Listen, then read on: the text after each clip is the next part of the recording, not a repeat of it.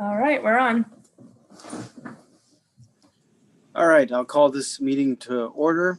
Welcome everyone to our Township Trustee Overlay meeting, the first one. Today is Tuesday, December 22nd, 2020. Ms. Bonnie, if you could please call the roll. Trustee Rivers, Here. Trustee Grumbles, Here. and Trustee Taranto. Here. And I will turn the meeting over to you. Okay, great, thank you. To start, I'd like to read off the legal notice. Please. Notice is hereby given that the Orange Township Board of Trustees will hold a public hearing on Tuesday, December 22nd, 2020 at 6 p.m. to consider the following application. The Route 23 Corridor Overlay District application number RCOD-20-01 of Schottenstein Real Estate Group, requesting a final development plan at 6871 Columbus Pike having parcel numbers 318-220-04029000 and 318-230-010001000. The development proposal includes townhomes and multifamily residential units to be known as the Orange Grand Estates at Slate Ridge. And this was published on time or before Friday, December 11th. If I may, Trustee Rivers, I do want to just go over a couple highlighted points in my staff report.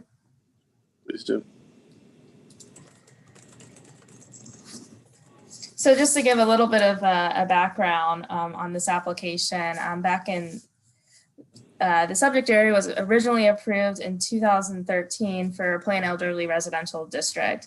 It was then later amended in 2019 and continued that same district as the Planned Elderly Residential District.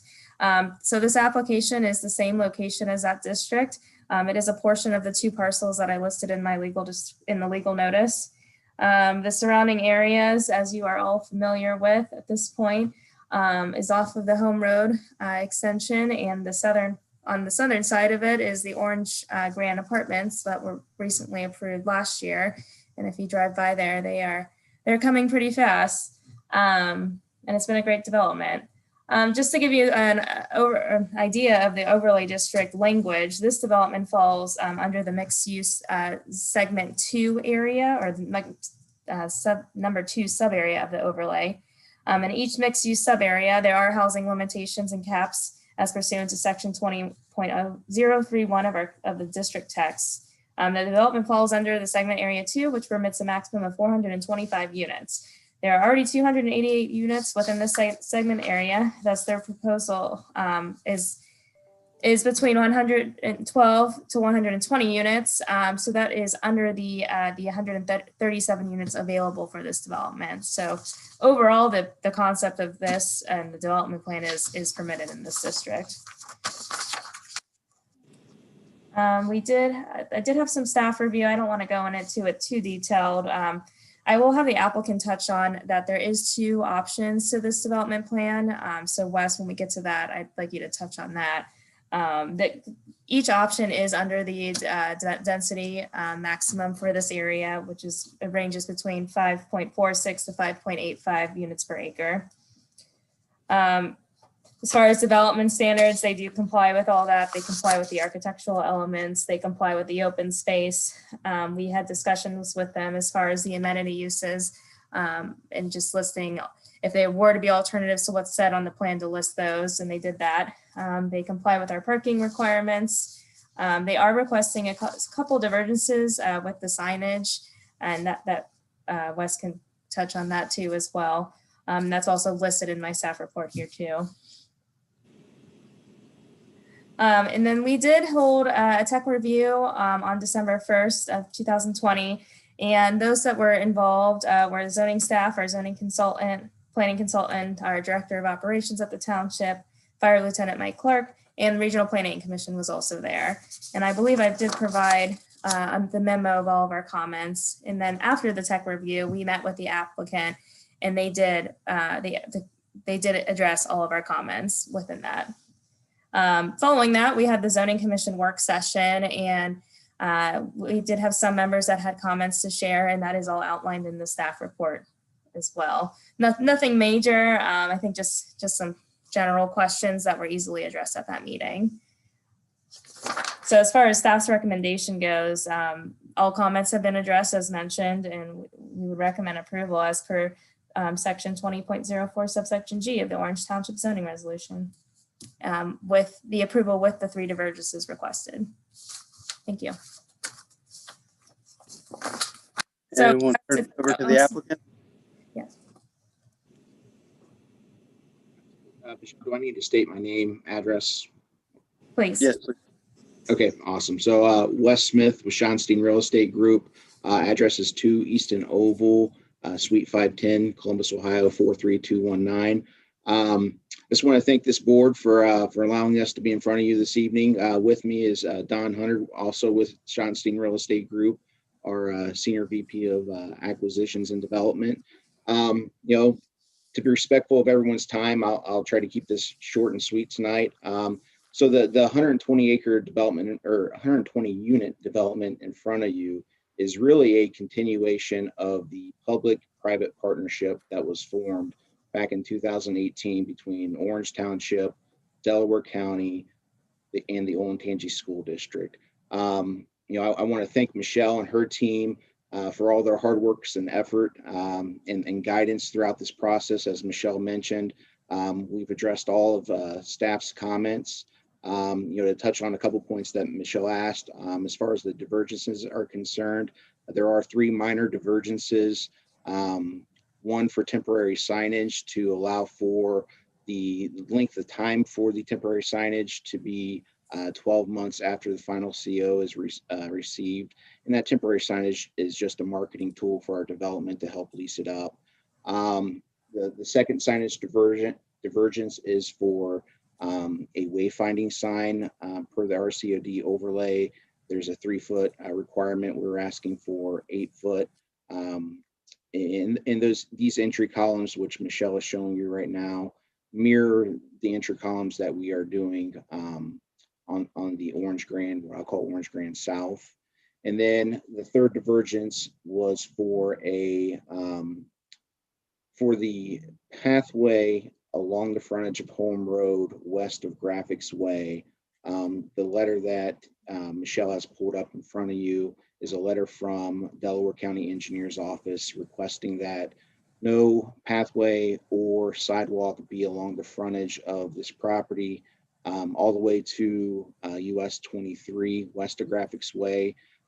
Reason being, they do not want to direct that pedestrian traffic towards that intersection. Opposed, they want to direct the pedestrian traffic across Home Road at Graphics Way to the bridge, which crosses US 23. So those are the 3 minor divergences. And also to touch on the other point that Michelle mentioned, there are 2 site plans that are before you. One is a 120 unit layout, which includes 2 building types.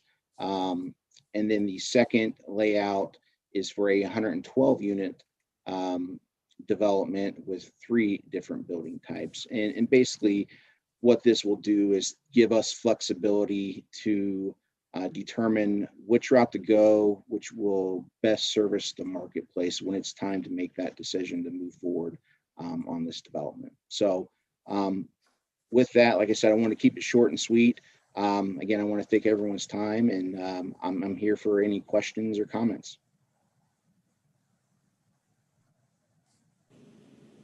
With the current development that you have, what have you found it to be most attractive to, as far as young professionals, or who is it most appealing to that you find that are renting the current units? Yeah, that's a great question, Trustees Rivers. So what we find with our developments is that we're really geared toward what we call the knowledge workers, so the young professionals, and then we're really geared towards empty nesters. Those are the 2 ends of the spectrums that we really find within our communities, because we do really attract renters by choice. And it's the amenities, and like you said, renters by choice that appeals to them. Yeah, absolutely. The amenities packages, we have on the south side of the road, we have an 8,000 square foot clubhouse with pool, There's bocce ball courts, pickleball courts, community garden, dog park. All those amenities attract those different renters. And then on the north side, we will have a continuation of those amenities with a dog park, fire pit, picnic shelter / gazebo, with the option to switch those out to, a bocce ball or pickleball, depending on what we see where the market's at that time. How fast have things filled up on the current development, southern? No, that's another great question. So what we found is that honestly, we cannot build the south side fast enough. So the last time I checked with our senior VP of leasing, so there's 288 units on the south side. Right now, 178 of those units are leased up, where 123 of those are occupied. So we have basically a waiting list of approximately 50 people waiting to get in. Wow.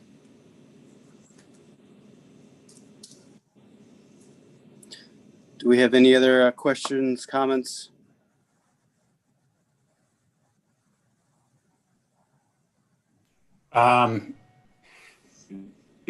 It's Trustee Grumbles. I just want to, first of all, thank you all for, the overlay was a big effort. And I know Michelle and her team in the county and some of our partners put a tremendous amount of time and energy into that. And I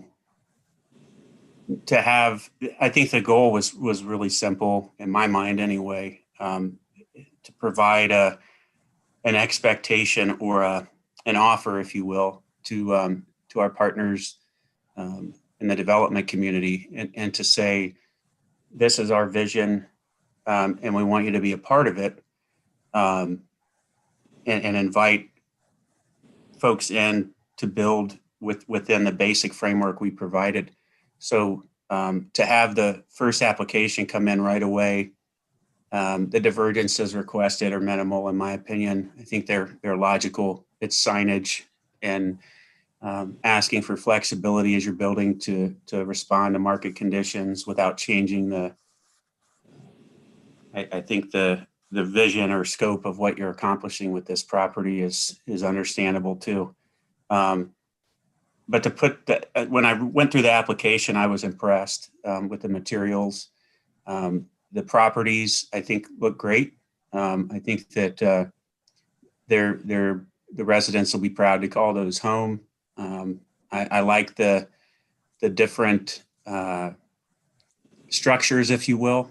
I think they appeal to different types of resident, but they offer good flexibility, and even the thought going into how the community was laid out, where you have some of the faster lifestyle, if you will, up in the front that segues back and transitions back into what I would imagine will be more of a quieter area, if you will, a slower area.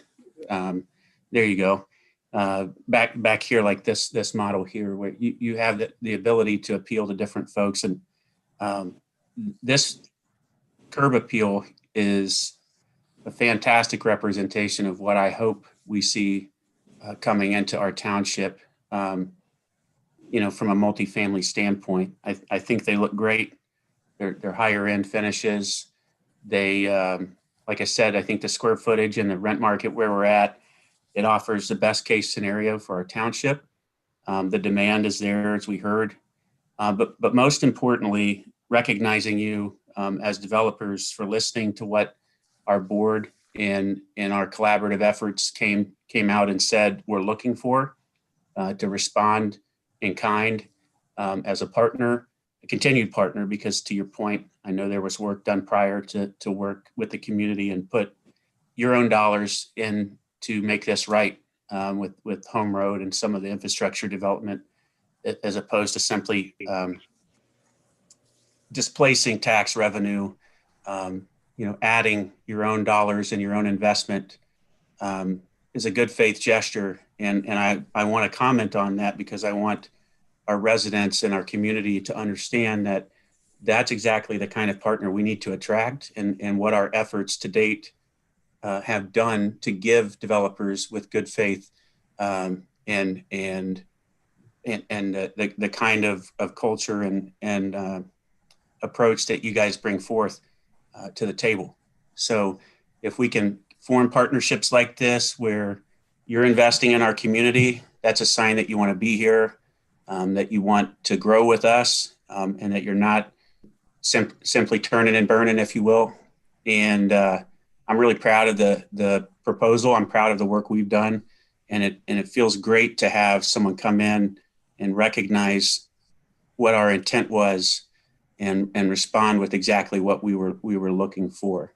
With our caps by area on multifamily units, this is what we have to hope for, that we fill up our limits or our quota, if you will, with partners like you guys have been, and with projects and product that are as appealing and will really lift the bar from a multifamily standpoint, in my mind, in our community, and set that bar high, so that other developers that want to come in see what the product is and what the expectation is. So I appreciate it. I love that you're putting in pickleball's been a big topic for our board for the year. So it's great to hear that you have that in the community already, and look forward to seeing how the residents use that. And the clubhouse, the dog parks, those are all things we're looking at and talking about as a board. So again, you've captured where we're going as a community already in this smaller subset of our community within our community. And you provided a great experience for folks that would be proud to call it home, and hopefully long-term, they feel comfortable there. There's no sacrifice, I guess, is the bottom line. So commend you for that. Thank you for that. And appreciate you all investing your time and dollars into the community in this fashion. So thank you. I just wanted to say that we definitely needed more diverse housing in areas that make sense. And I felt like this area made sense. And it's a nice looking product.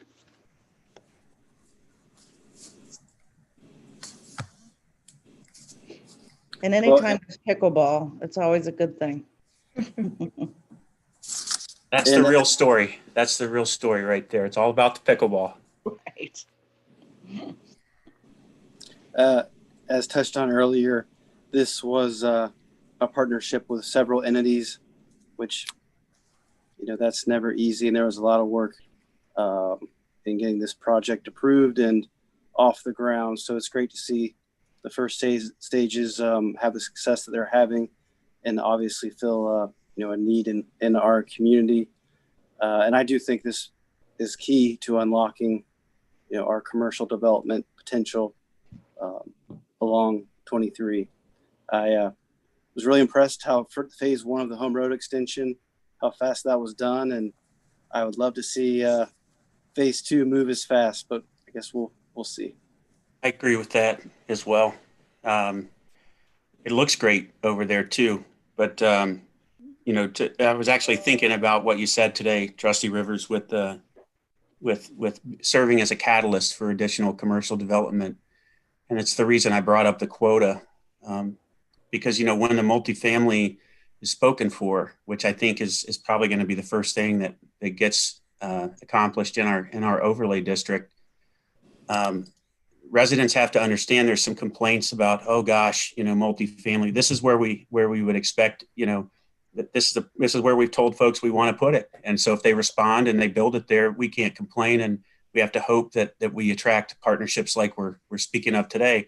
But they also have to pay attention to the fact that to attract businesses, we have to have commerce, and we have to have people that can engage in commerce. And with COVID, it's really changed, I think, the day-to-day business opportunities in our area with as many residents as we have. And I think that'll continue for at least the next year, with folks working remotely and that type thing. It's going to mean a lot for our if we can stay open, our small business community, and really grassroots commercial development. And so when we have things like this in our commercial district, it's only the common sense for folks that are researching and looking into areas to be the next spot for a business or a nice commercial or multi-use development that we've talked about with businesses and residents above, to look at areas that have partners that can engage in commerce, residents in close proximity, walking distance. That can really change the shape of what we have along the overlay, to have a couple thousand residents that can walk and engage in commerce, with trail developments and that kind of thing. So, I want to mention that since you touched on it, so that the folks and potential critics and folks that aren't looking at the big picture understand that they go hand in hand. And the chicken or the egg conversation, you could argue back and forth, but I think that in this case, you have to have potential revenue streams coming in for certain commercial developers to look, and even industrial manufacturing. Folks have a place to live. They're close to home, and it cuts on the commute. Everyone's looking at green ways to save. So this is a good start. It's a great product, and I'm excited for the future. There's some good development ground around it, and I'm excited as we fill up the multifamily to see who comes to the table and wants to partner with us next. So thank you all.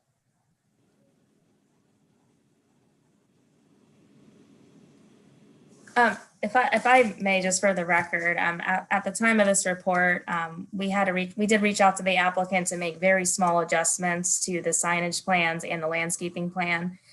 Those adjustments were made. I did add that to the Google Drive, but in case you didn't see them, it was very technical issues as far as defining what type of plantings will be on the landscape islands.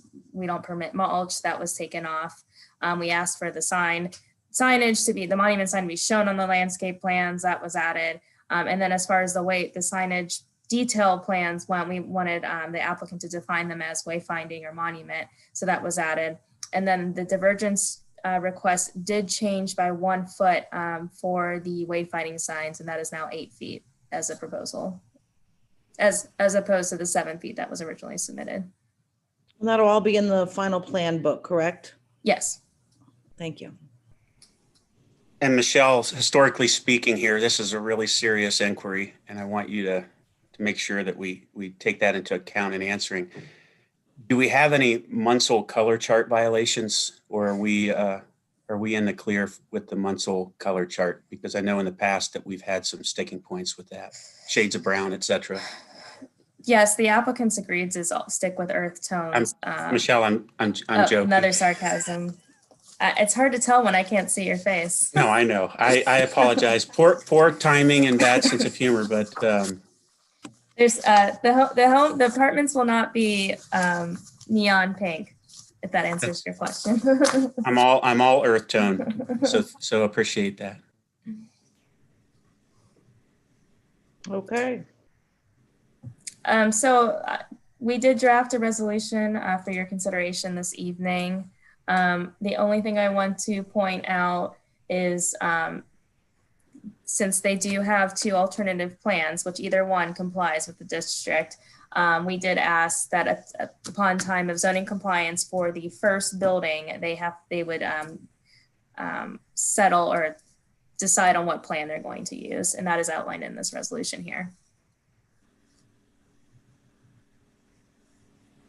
If you want to scroll up, Michelle. I can read. All right. All right. So I'll make the motion to approve resolution 20-413, approval of a development plan per the RCOD section 20.04G of the Orange Township zoning resolution. Second? Trustee Rivers? Yes. Trustee Grumbles? Yes. Trustee Tranto? Yes. Great. Carries. Well, I believe this is officially our last meeting for the year. So I just want to wish everyone happy holidays, Merry Christmas, Happy New Year, and we'll be seeing you again in 2021. Thank you. Happy New Year, everybody. Everyone have a great Christmas and New Year. Yep. Thank you. Take care.